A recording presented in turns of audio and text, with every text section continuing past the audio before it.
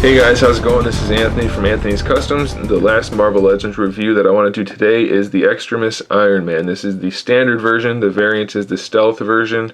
I prefer this one, I think, over the blue one.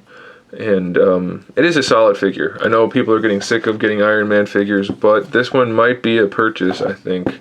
A recommended purchase. So 6.5 inches tall almost. So the height's there. He is kind of skinny for a guy in a metal suit. I know the EXTREMIS suit is supposed to be thinner and that it comes out of his body and that kind of thing, but it's still just a bit skinny for my liking. It's not terrible though, so it's not really a problem. The paintwork is solid enough. The eyes are painted fairly well. It is solid metallic. The gold and the red are both metallic. The red's a bit glossy, pearly too, so I like that a lot. Could definitely use a wash or just some painting to accent the sculpt work, which is fairly solid. Great looking figure. In general though, nice figure. Articulation for the head. Nice range of motion that way. You get a good flight pose right there, and it rotates as well. The shoulders, standard ball joint shoulders. Bicep swivel built in.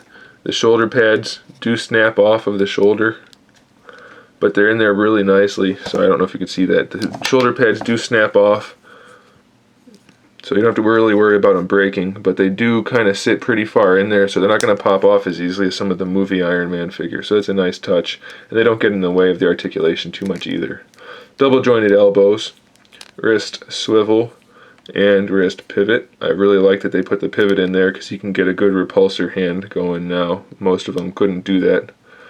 The paint does come off of the joint though in the wrist. Don't care for that, but it is red plastic, so you're not going to see it too much. He does lean forward and lean back pretty far, so the flight pose is definitely a go for this guy. And it doesn't look too bad. He's got a great range of motion. Swivel there too. No swivel at the waist, so just up there. But it's hidden fairly well. I like the way they did that for this guy. Nice work on that.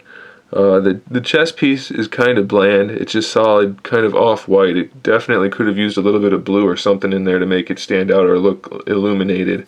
Same thing for the eyes, but the eyes, you can get away with it, but the chest looks kind of bland. It is what it is. So this hand's open, this hand's a fist. These little hip things move so that they don't get in the way of the articulation. They kind of just spin around if you need them to. Otherwise, though, the hips are very limited in the articulation department. They can't come forward too much at all, or back. Even to the side, without that there, it's pretty limited. The thigh swivel is built in to the boot, so you're not going to see the joint, but it is there. Double jointed knees, obviously full range of motion there. And the ankle has the regular pivot in there, but almost no range of motion, and it does rotate as well.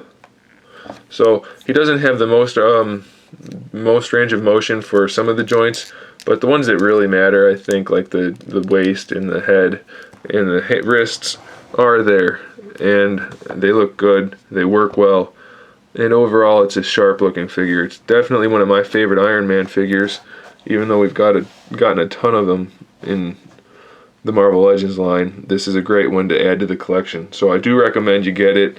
I do recommend this one over the blue one, but they're both great figures, so keep an eye out for either one of those.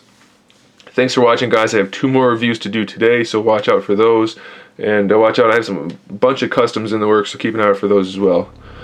In the meantime, keep collecting.